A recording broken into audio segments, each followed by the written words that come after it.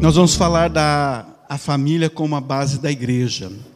Nós sabemos que Jesus é o fundamento, é o alicerce, sobre o qual Deus estabeleceu famílias para se tornarem a base da igreja.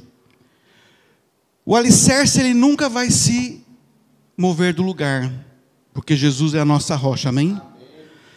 Então o foco do inimigo é contra a base, é contra a família. Se o inimigo destruir as famílias, ele começa a fazer ruir a igreja. Hoje nós vemos igrejas que têm problemas de fundamentos, porque esqueceram de dar a atenção às famílias. Amém? Eu vou começar aqui falando por que nós falhamos como famílias. Existe alguma família perfeita? Não. Porque famílias, elas são formadas por pessoas. E as pessoas são falhas. Isso faz parte da natureza humana. Então nós vemos que nós falhamos porque nós somos seres humanos. E muitas vezes a nossa família falha na sua missão de ser base da igreja por conta disso. Nós falhamos por conta da nossa natureza pecaminosa. Dentro de nós está sempre acontecendo uma guerra entre o espírito e a carne. Sim ou não? E muitas vezes nós sucumbimos ao satisfazer os nossos desejos carnais. A palavra do Senhor diz lá em Gálatas 5,17, eu estou tentando não usar o óculos, porque fica a ponta tirando. Pois a carne deseja o que é contrário ao espírito. Algumas versões dizem que a carne está lutando contra o espírito. E o espírito, o que é contrário à carne.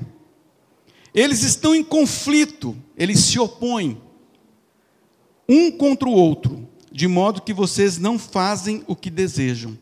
Então, quem ama a sua família aqui? Todo mundo. Mas você concorda que muitas vezes a nossa atitude não é de amor à família? Muitas vezes nós nos deixamos levar por algumas circunstâncias e nós esquecemos da nossa missão, enquanto marido, enquanto esposa, enquanto filhos. Nós sabemos que não foi assim desde o princípio. É isso que eu quero tentar mostrar nesse primeiro dia. A realidade que nós vivemos hoje, ela não foi sempre assim. Então a gente vai fazer um passeio ao túnel do tempo. Nós vamos verificar que lá no passado, nos primórdios, o que Deus planejou para a família não é o que nós vemos hoje na nossa sociedade. Vamos fazer essa viagem. Lá em Gênesis 3:8, diz assim, todos sabem que Deus criou o homem e a mulher, amém? Diz assim em Gênesis 3:8. Ouvindo o homem e sua mulher os passos do Senhor Deus, ou o som da sua movimentação, que andava pelo jardim, quando soprava a brisa do dia. A Bíblia relata que Adão e Eva, os primeiros,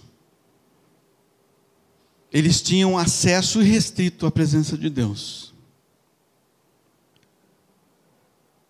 Então você imagina, todos os dias, Adão e Eva estavam lá, plantados no jardim do Éden, e Deus, na viração do dia, os visitava naquele lugar,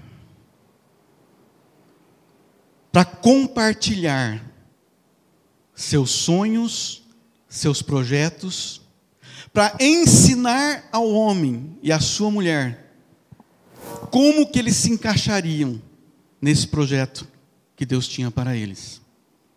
Então você imagina que antigamente não havia relógio, porque o relógio vai correndo aqui, a gente fica desesperado, pastor? E quando a Bíblia fala, a gente pode imaginar, porque pecado não é pecado imaginar, pastor? Não se sabe quanto tempo se transcorreu entre a criação e a queda do homem. Mas imagina que tenha sido milhares de anos. Em milhares de anos, Deus estava ali, próximo do homem. E o homem podia usufruir da presença de Deus. Não existe família sem a presença de Deus. E Adão e Eva, então imagina, que é o que acontece mais ou menos com os casais, né? O casal, ele namora, noiva, casa, é tudo novidade, né, pastor?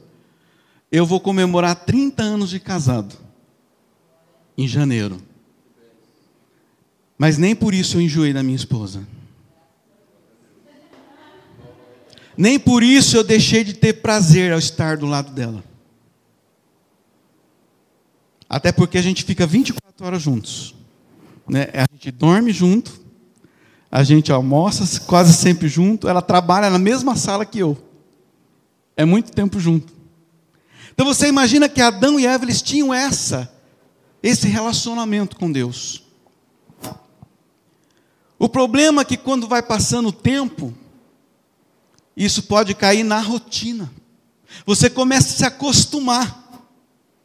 E quando você se acostuma com uma coisa, você começa a não dar o mesmo valor.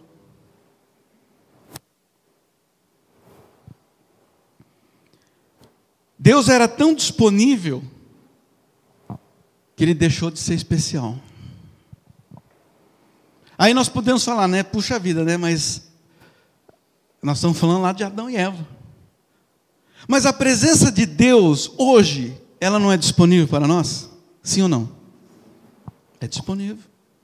Se você levantar às 4 horas da manhã e falar, Deus, Ele vai estar lá. No trânsito, se você convidar Deus para ficar no seu carro, Ele vai estar lá. É lógico que se você xingar o motorista na marginal, capaz que Jesus pule do carro, né? Para não se comprometer. Mas a mesma disponibilidade que Adão e Eva tinham da presença de Deus, eu e você temos hoje. E será que nós temos dado devido valor a essa presença? Ou será que nós trocamos a presença de Deus por coisas que não são tão importantes?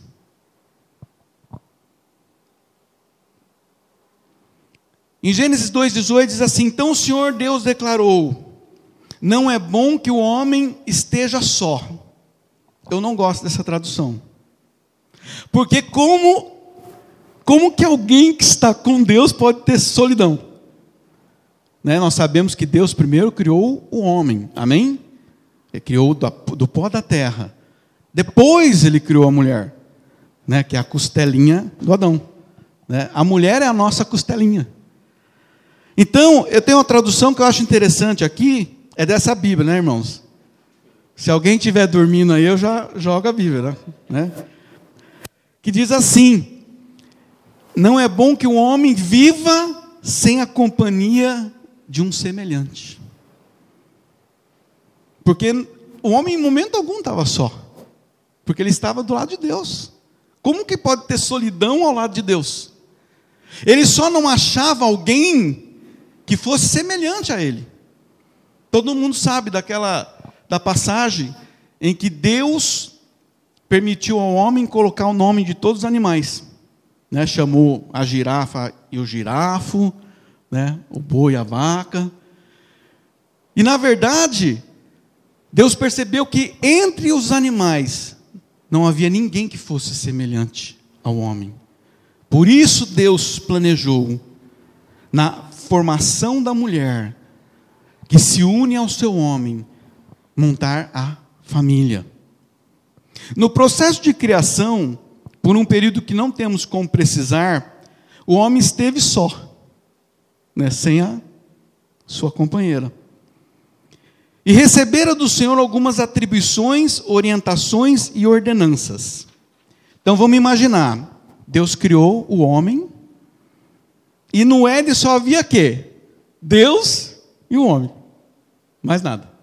Além dos animais, as aves, né, etc. e tal.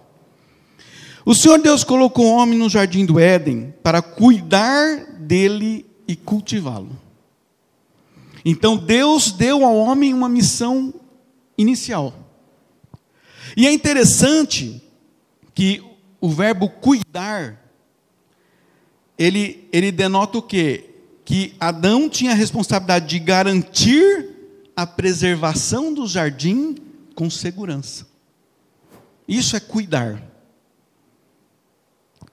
Então, se Deus está falando que precisa ser cuidado, é porque aquilo pode sofrer algum dano. Deus está dizendo aqui para ele: olha, você toma conta disso aqui que eu te dei. Porque Deus já sabia que o inimigo, ele ia intentar destruir o projeto de Deus, que era a família. Então Deus já estava orientando, alertando Adão: você tem que ter uma posição de vigilante aqui. Você não pode baixar a guarda. Isso aqui, amados, é uma responsabilidade dos homens, de guardar e proteger a sua casa.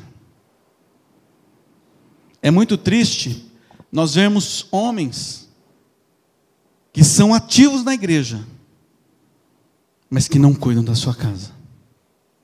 A gente até costuma brincar, né? Que a filhinha vai lá e fala assim: ô mãe, vamos morar na igreja? Por quê, querida? Ah, porque lá o papai é uma bênção. Sendo que primeiro o homem é o sacerdote do seu lar. Como é que eu vou cuidar da igreja se eu não cuidar da minha casa? Paulo diz isso a Timóteo.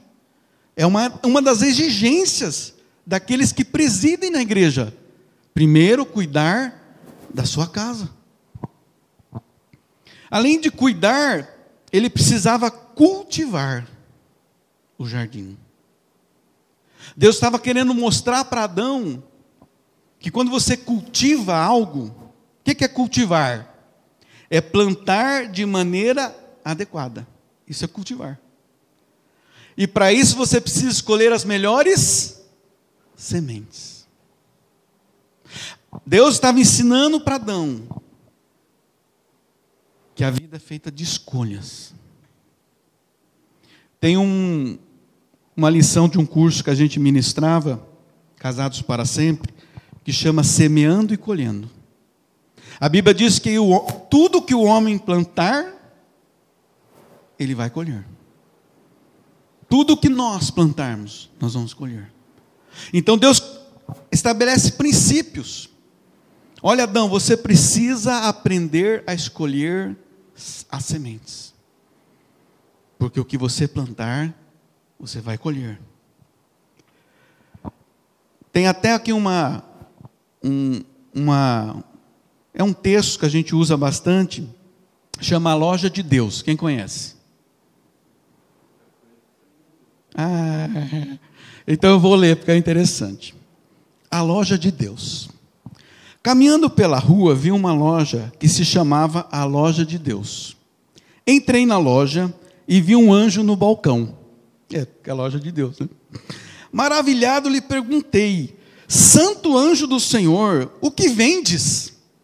Ele me respondeu: temos todos os dons de Deus. Ele perguntou: custa muito caro? Não, tudo é de graça. Contemplei a loja e vi jarros de vidro, de fé, pacotes de esperança, caixinhas de sabedoria. Tomei coragem e pedi. Então o cidadão fez o pedido lá na loja de Deus. Por favor, quero muito amor de Deus, todo o perdão dele, vidros de fé, bastante felicidade, sabedoria para mim, para toda a minha família. Ele fez um bom pedido? Sim. Então o anjo do Senhor preparou um pequeno embrulho que cabia na minha mão. Sem entender, perguntei-lhe: como é possível colocar tantas coisas nesse pequeno embrulho? O anjo me respondeu sorrindo: na loja de Deus não oferecemos frutos, apenas sementes. Nós precisamos aprender a semear. Para que haja frutificação no reino de Deus, as sementes começam lá em casa. Lembra dos votos? Eu prometo te amar, te honrar, te proteger, te respeitar, na alegria, na tristeza. São sementes que vão frutificar na nossa casa e vão frutificar na igreja. Aí nós vamos nos tornar aquela igreja acolhedora, das pessoas olharem para você e falarem assim: eu quero ser como você é, eu quero ter a família que você tem, eu quero ter os filhos como você tem. Isso, amados, é muito mais do que 1000 palavras. Quando eu cheguei aqui, só para vocês saberem a história, eu conheço o pastor André quando ele não era pastor, há 14 anos atrás, quando a gente participou da Bíblica da Paz.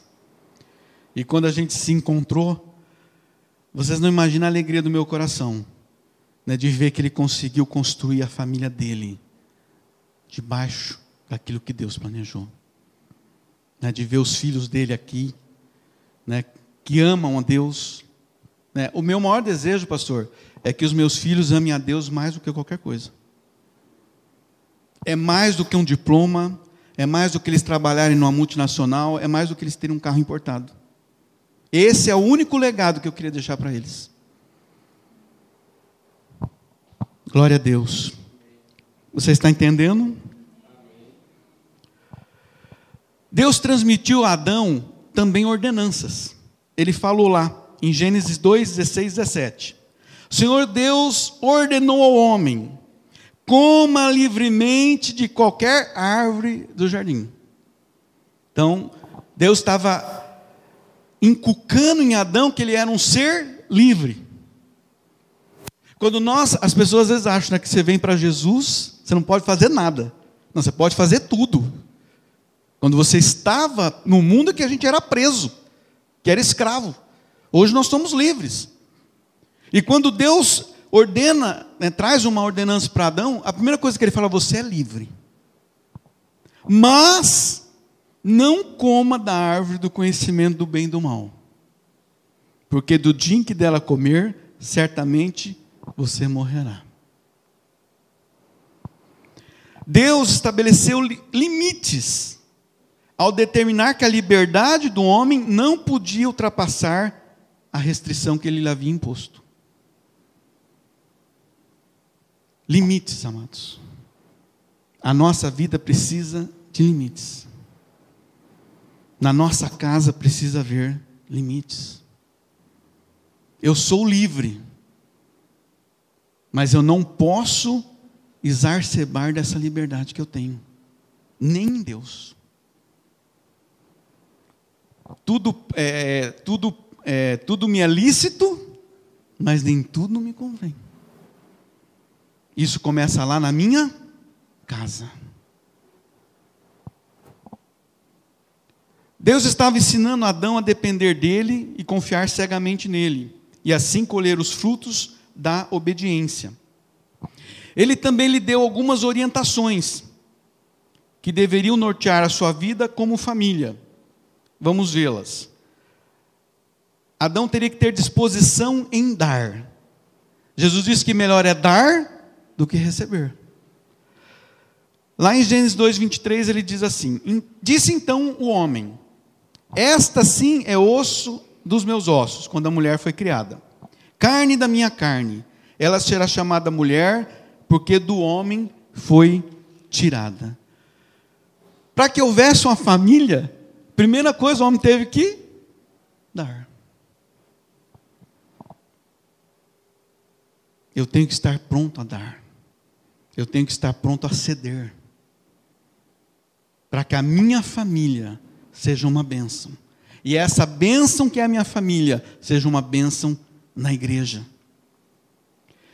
Diz também, em Gênesis 2:24, por essa razão, o homem deixará o pai e a mãe e se unirá à sua mulher, e eles se tornarão uma só carne.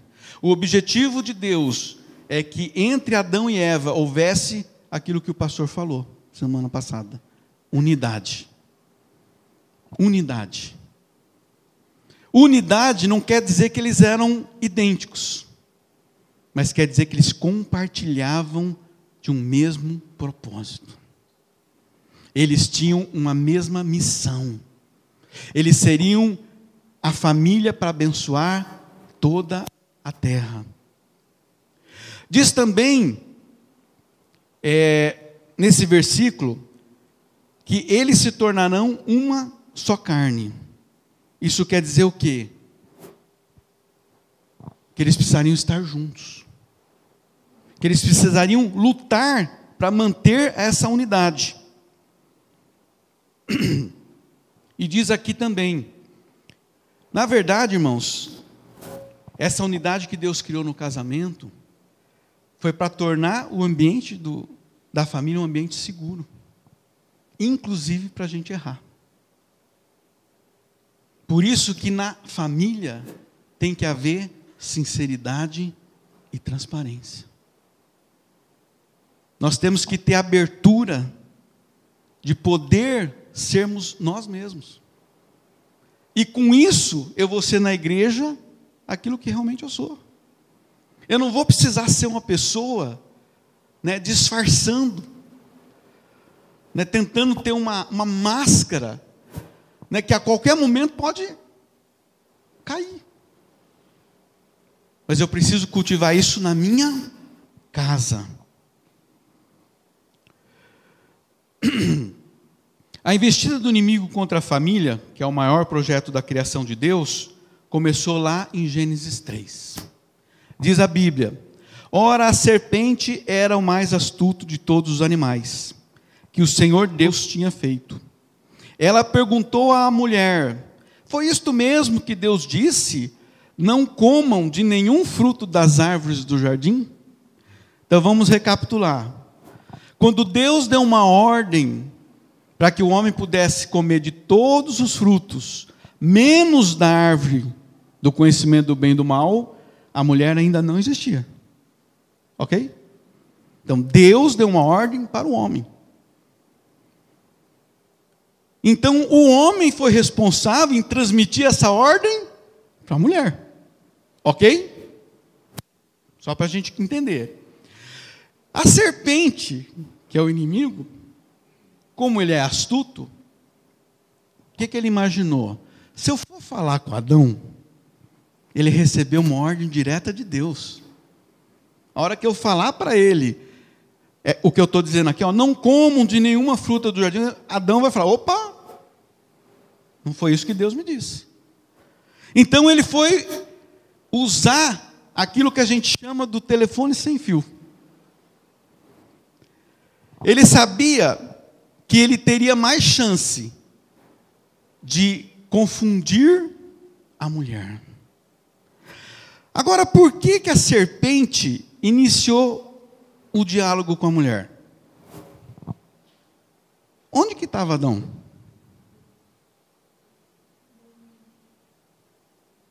Deus não falou que eles eram uma só carne? Adão não devia estar do lado dela? Onde que ele estava? Se Adão estivesse do lado de Eva, será que a serpente ousaria em se aproximar? Percebe como a questão da família tem uma importância no mundo espiritual? E é determinante para algumas coisas?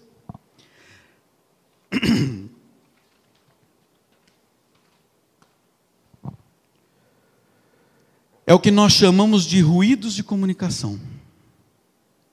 De alguma maneira, houve um ruído de comunicação entre Adão e Eva. E nós não estamos falando de pecado, porque eles não tinham caído ainda. Nós estamos falando de relacionamento. De alguma maneira, Eva entendeu a coisa de uma maneira equivocada. Respondeu a mulher. Então, começou o diálogo. Podemos comer do fruto das árvores do jardim. Até aí está tudo certo. Foi o que Deus disse. Vocês são livres para comer de todos os frutos. Mas Deus disse, na verdade, Deus disse para Adão. Ela ouviu depois. Não comam do fruto da árvore que está no meio do jardim. Nem toque nele. Do contrário, vocês morrerão. Foi isso que Deus disse para Adão? Diga não. Deus disse para Adão: você pode comer de todas as árvores, mas não comam da árvore que está do conhecimento do bem e do mal. Não comam do fruto da árvore que está no meio do jardim. No meio do jardim tinham quantas árvores? 2. No meio do jardim tinham 2 árvores. A árvore da vida e a árvore do conhecimento do bem e do mal. Não comam do fruto que está no meio no meio do jardim. Ela já começou a se embananar. Né? O pessoal até começa a imaginar a cor do cabelo da Eva. Nada a ver, né, gente? Corta aí, tá gravando? Qual deveria ser a postura e a atitude da mulher? Esse assunto você tem que tratar com o meu marido. Porque era o papel dele. Muitas vezes, amados, não existe uma ordem de atribuições dentro da casa, da família. Nós estamos falando de coisas práticas. O homem que é omisso, a mulher que assume. Isso reflete na igreja. O homem perde a sua posição do sacerdote. Entretanto, ela se portou de maneira autônoma e independente. Onde ficou a instrução de uma só carne? Dos papéis que Deus estabeleceu? Percebemos algumas falhas de comunicação. Não comam do fruto da árvore que está no meio do jardim. É o que eu falei. No meio do jardim tinham 2 árvores. Tanto o homem como a mulher tinham acesso irrestrito a todas as árvores, inclusive a árvore da vida. Mas Eva focou a resposta na árvore proibida. Eles iam lá no jardim, no meio do jardim. Vamos imaginar a cena. Aqui está a árvore da vida e aqui do conhecimento do bem e do mal. Eles iam lá comer o fruto da árvore da vida e ficavam olhando para a árvore do bem e do mal. Já viu essa cena? A pastagem do vizinho sempre é melhor, né, pastor? E quando ela responde para a serpente, ela está focada na árvore que ela não pode comer.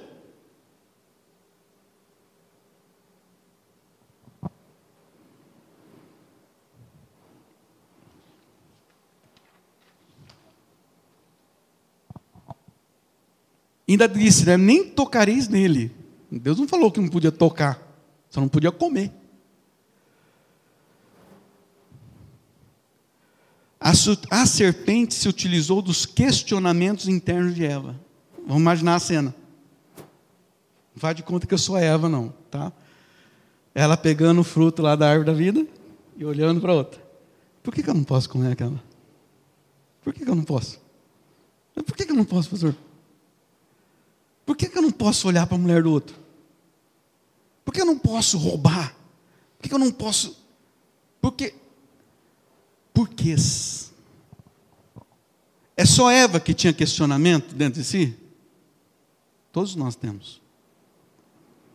Percebe que o inimigo, ele só trabalha com a matéria-prima que nós fornecemos. Quando a mulher viu, lá em Gênesis 3,6, que a árvore parecia agradável ao paladar, ela estava do lado daquela árvore há milhares de anos. De repente, nossa, essa árvore aqui é gostosa. De repente. Era atraente aos olhos. Além disso, desejável para se obter o discernimento ou a sagacidade. Tomou do seu fruto. Esse dia foi o Pior dia da humanidade, né, pastor? Tomou, irmãos, imagina, voltando lá para o jardim do Éden. Ela comia da árvore da vida. E ela olhava para outra. Nesse dia não, ela foi e pegou e comeu.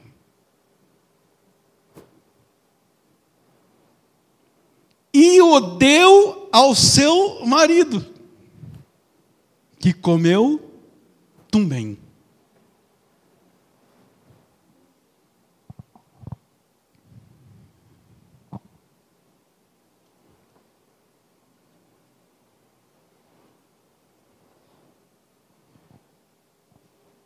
Gente, é muito louco. Para quem tem Deus desfrutando da sua presença diariamente, para que serve discernimento e sagacidade? Se você tem Deus, nada é mais importante do que a presença de Deus. Tomou do seu fruto, comeu e deu ao seu marido. Vamos imaginar a cena. Agora, a Eva pegou, comeu e deu para o seu marido. Qual foi a reação de Adão? Diga, nenhuma.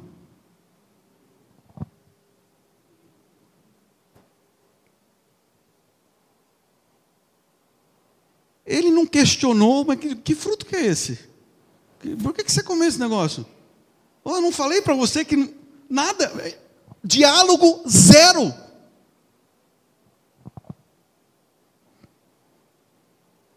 O maior problema, pastor, dos casais hoje em dia é a ausência de diálogo.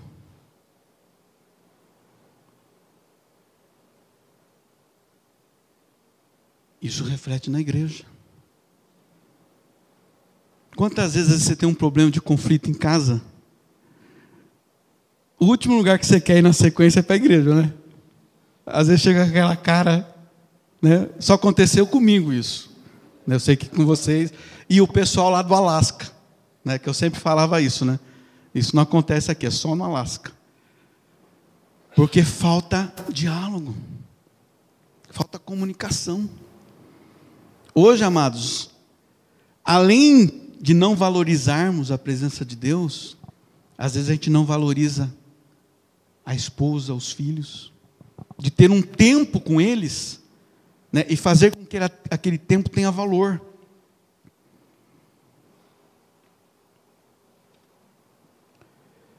E nós sabemos que a desgraça aconteceu. Deus assistindo a tudo,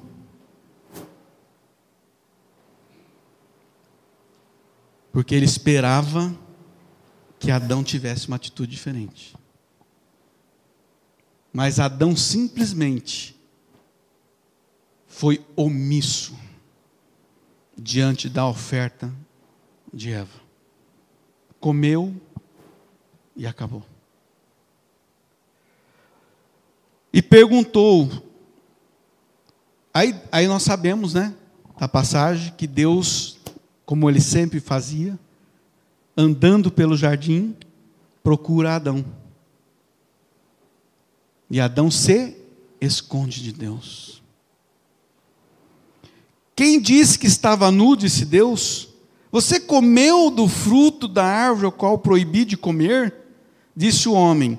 Foi a mulher que me desse, por companheira que me deu o fruto da árvore, e eu comi. Adão não teve nem a dignidade de assumir o seu próprio erro. Pelo menos se ele tivesse um sentimento de arrependimento, de chegar, Deus, eu fiz a maior besteira da minha vida, eu errei. Não, ele simplesmente empurrou a culpa. Tudo isso acontece, queridos, quando nós nos afastamos de Deus. À medida que Deus está longe, nós começamos a perder, inclusive, as nossas posições de caráter. Quando nos afastamos de Deus e pedimos que sua presença se manifeste em nossa casa, tudo ao nosso redor começa a desmoronar. Nós sabemos que por causa da queda veio a maldição, veio o sofrimento, tudo isso que a gente vê hoje. Doença, fome, peste, etc. e tal. Tudo porque não se preservou o projeto de Deus, que era a família.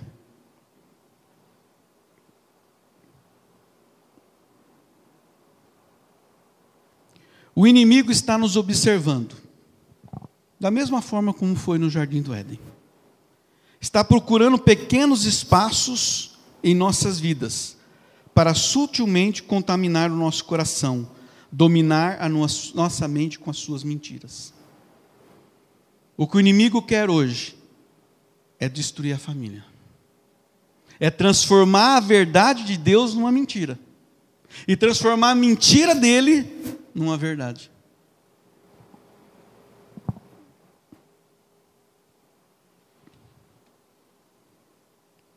A Bíblia diz lá em Tiago 4:7 que nós devemos nos submeter a Deus. Nós precisamos resistir ao diabo. O que vai acontecer? Ele vai fugir de nós.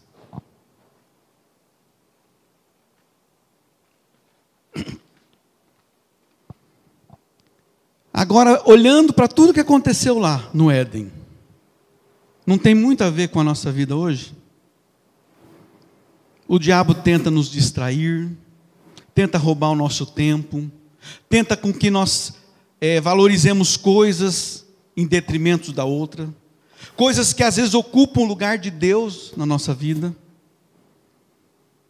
Nós estávamos aqui orando. Quem sentiu a presença de Deus aqui? Mas é tão pouco tempo, né, pastor? E você imagina que nós temos essa presença disponível. Ultimamente, queridos, eu estou até meio preocupado. Eu, às vezes, quero assistir um programa de TV, que não é pecado, né, pastor? Mas eu fico pensando, mas nesse horário que eu estou aqui, eu poderia estar lendo a Bíblia. Eu poderia estar orando.